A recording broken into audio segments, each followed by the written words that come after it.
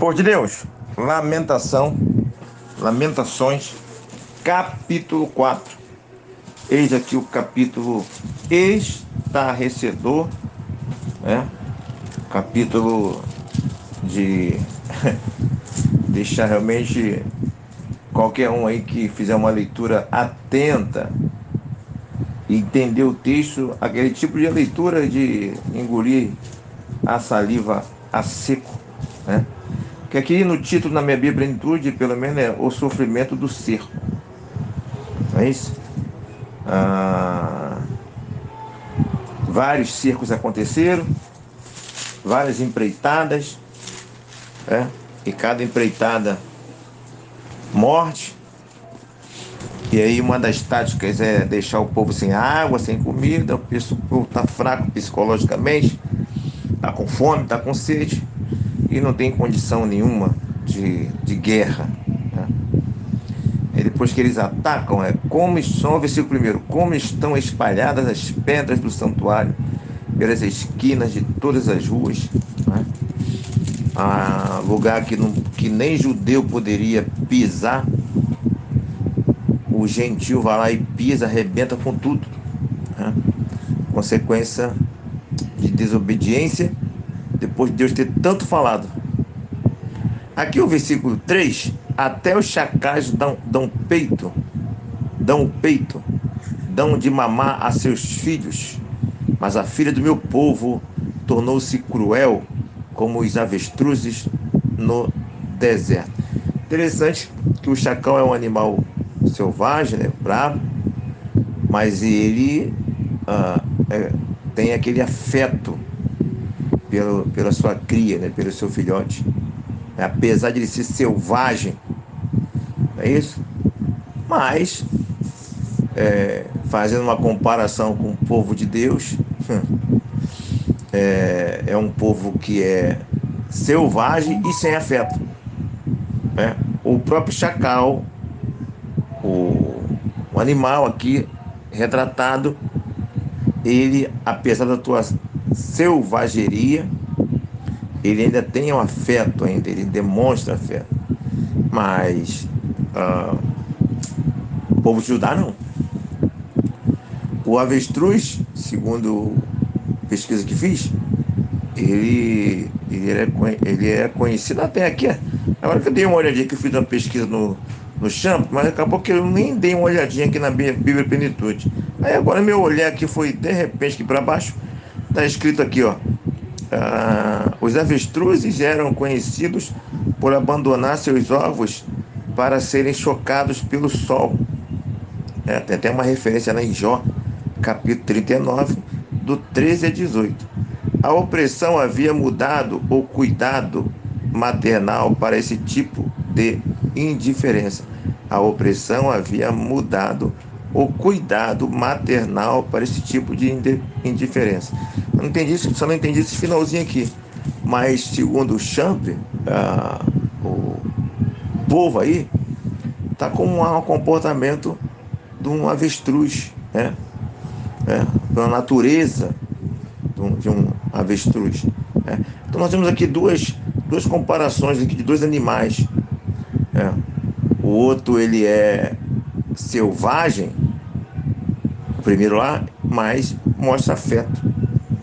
Esse aqui não tem afeto nenhum, não é tão selvagem quanto lá, mas não tem o cuidado. E aí as comparações negativas aí com o povo de Deus, né? Mais uma vez, Deus usando ilustrações, comparações, nos ensinando a importância dessas comparações. Inclusive, há uma referência aqui ao capítulo 2 de 20, que já adianta o que nós temos aqui nesse capítulo 4, né? Que são as mães que foram capazes de se alimentarem dos seus próprios filhos. Então esse aqui é o referencial maior. Não tiveram afetos. Até um animal feroz tem afeto pelo filho. A mãe não. A mãe foi capaz de fazer aquilo. Impressionante, não é isso? Chocante. Versículo 6. O maior, porque é maior, porque maior é a maldade da filha do meu povo do que o pecado de Sodoma. Tá vendo? E aí, uma comparação com Sodoma aí.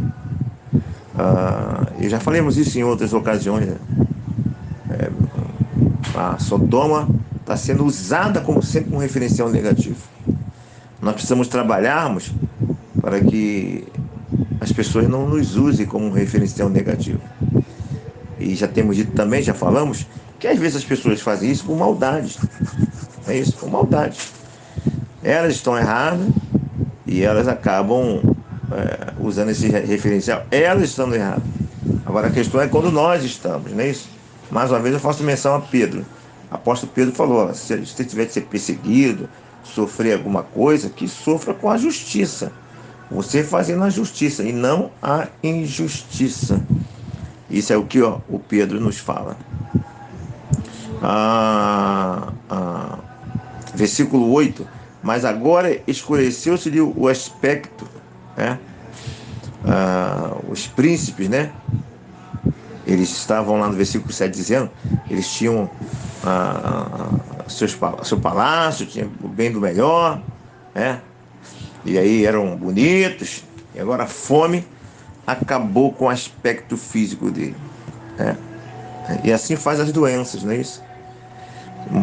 Que é um contraste com a nossa tentativa de nos mantermos de vivo, novos, né?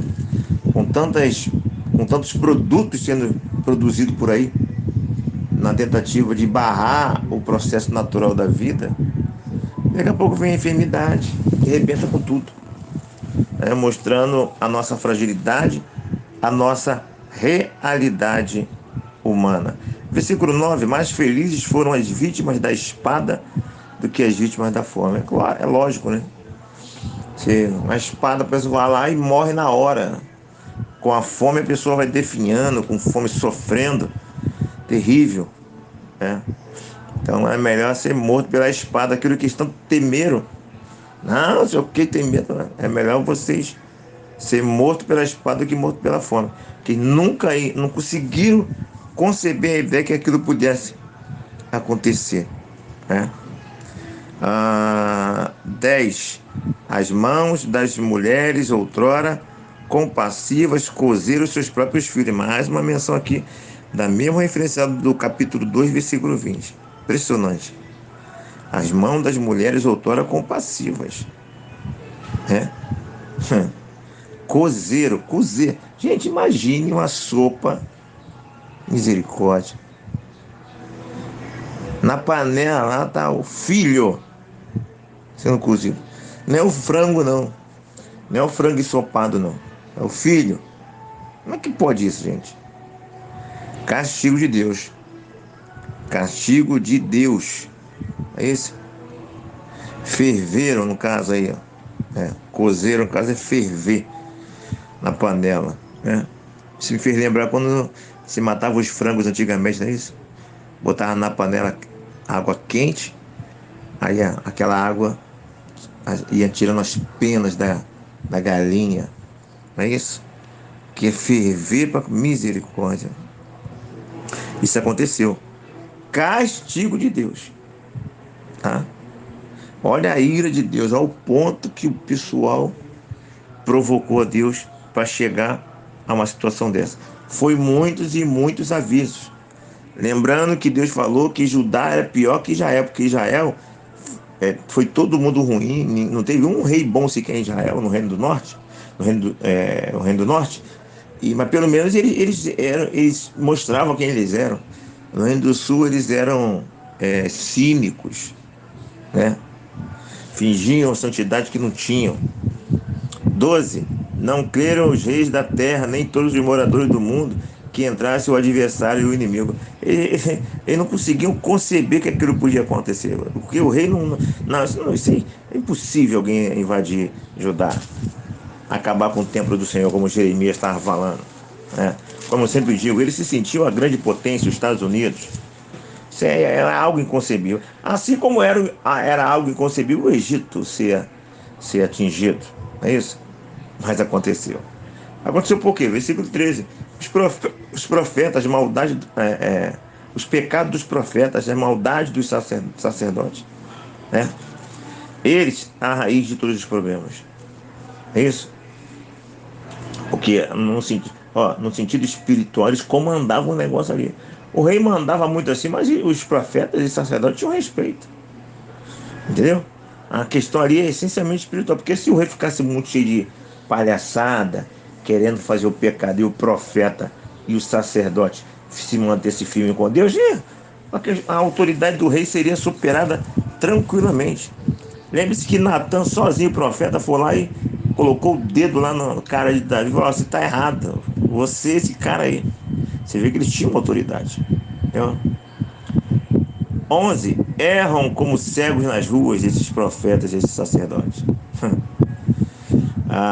E aí, houve um tempo que, aqui no versículo 15, fala que o povo ficou insuportável, ficou com nojo deles e gritaram: apartai-vos, imundos. Gritavam-lhes: apartai-vos, apartai-vos, não toqueis. Quando fugiram errantes, dizia-se entre as nações: jamais habitarão aqui. Né? Interessante isso aqui, né? O pessoal gritando: apartai-vos, imundos. Eu vejo aqui uma cena do porco falando mal de outro porco, do sujo falando mal do mal lavado. A diferença é que o sacerdote ele é mais cobrado, não é isso? O pecado dele era mais estarrecedor, chamava mais atenção. Mas no geral, nós temos aprendido que o pecado foi generalizado, né? Deus escolheu ali uns remanescentes, mas aqueles remanescentes que pecaram um pouco menos. Ou será que não? Será que ele também existiu? Uns 7.000 que não se dobraram a Baal, vamos dizer assim? Eu não tenho nenhuma referência. Não. Pode ser, mas acho que não. A diferença de escolha ali foi de quem pecou menos. Quem não pecou tão grave assim, vamos dizer assim. Não é isso? Mas eu estou vendo aqui porcos imundos chamando outras pessoas de imundo nesse versículo 15 aí. Versículo 17: os nossos olhos ainda desfalecem esperando vão socorro. Depois já está acontecido, depois de já acontecer, já estão pagando o preço, ainda estão com esperança dos outros povos, de alianças, de parcerias feitas anteriormente, vir socorrê-lo. Você vê que o povo já está sofrendo, né? E ao invés de estar com o coração quebrantado, né, se humilhando com o rosto no pó, eles já nadou, eles estão colocando esperança em alguma parceria feita, em algum socorro de algum povo vizinho, um Egito da vida, uma Etiópia, seja lá quem for. Olha só, impressionante isso aqui. O Jeremias profetizou, aconteceu, já está acontecendo, e a pessoa ainda está com teimosia, né? E aí o texto fala: vocês estão esperando num povo que não pode livrar vocês. É o versículo 17. Versículo 20: o fôlego da nossa vida, o ungido do Senhor, foi preso nos forges dele. Ou seja, o rei. Você entende que o rei, ele é entendido como ungido do Senhor, e era mesmo. O rei era a manifestação visível da divindade, né? O rei era divino, o rei tinha uma manifestação especial na questão cultural. E, na verdade, de fato, espiritualmente, a unção do rei era uma unção espiritual, né? Lembra que quando o Saul foi escolhido, o Samuel falou assim: Saul, o Espírito do Senhor vai tomar conta da sua vida e esse Espírito vai te transformar em uma nova pessoa. Era o Espírito de Deus que capacitava o rei. E o Espírito Santo, ele não era dado a todo mundo naquela época. Era dado a pessoas específicas para desenvolver uma obra específica. Então, se o rei foi levado, o referencial da espiritualidade, né? A espiritualidade, vamos dizer assim, manifestada foi levada, já era, né? É como aquele povo lá idólatra, ele tem a imagem dele como referencial. Se vem um inimigo e arrebenta com a imagem, ou então rouba a imagem, o Deus que a imagem representa foi preso. Essa é a concepção natural que a pessoa vai ter. Logo, o rei morreu, acabou a guerra. Lembra de Saul? Saul, quando morreu, já. Ih, Saul tá, foi abatido. Acaba a guerra na hora. Porque sem o rei não há proteção.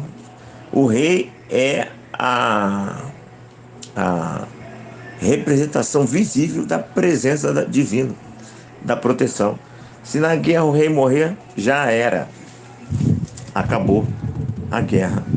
Eles não se sentem protegidos. É um sinal de que Deus não está com ele. Ou, em um ambiente idólatra, é um sinal de que o outro Deus está mais poderoso. Ok? Versículo 21. Regozija-te e alegra-te, ó filha de Edom, que habitas na terra de Uz. O cálice se passará também a ti. Nós já sabemos que na ocasião da Babilônia, né, atacar Judá, os edomitas, descendentes de Esaú, né, ajudaram, né, denunciaram, foram colaboradores da Babilônia. E Deus olhou isso, não gostou do que, não gostei dessa atitude de vocês, e vocês vão pagar também por isso, tá? Assim como Israel pagou, vocês vão pagar por essa atitude. Essa foi a promessa, né? O castigo, a sentença que Deus deu ao povo edomita. Ok? Então é isso aí. O mais estarrecedor aqui não poderia ser diferente. São essas cenas, essas narrativas de que pessoas se desviaram na rua com fome, não tiveram sepultamento. E a pior de todas as cenas, mães se alimentando dos próprios filhos. Algo terrível, consequência do pecado. Pecado tem consequências terríveis. E a pior de todas as consequências é a consequência da condenação eterna. E que Deus continue nos livrando disso por meio de Cristo Jesus. Aqui, Pastor Renê, pense em todas essas coisas e que Deus nos abençoe.